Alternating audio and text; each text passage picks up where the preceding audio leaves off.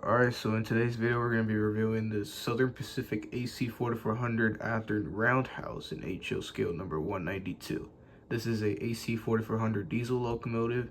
This is produced by Athearn Roundhouse, and this is in the Southern Pacific paint scheme with the red nose color in the front. And we're going to be looking at the details and then running it around my layout for today.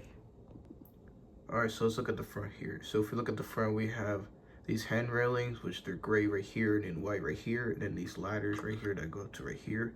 And then we have an installed knuckle coupler. And if we look at the front here, there's the two headlights, they do operate.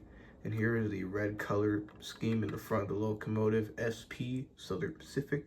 And if we look over here, we have two windows, and then the two row numbers, number 192. If we look closely, there are these little ladders right here. There's one right here in front, and then here on the top of the locomotive. I'm pretty sure it's used for when the crewman has to get up to the locomotive or something. And then over here, you can see the white strap right here. These nice hand railings. And if we look right here, here's the front of the bottom of the locomotive.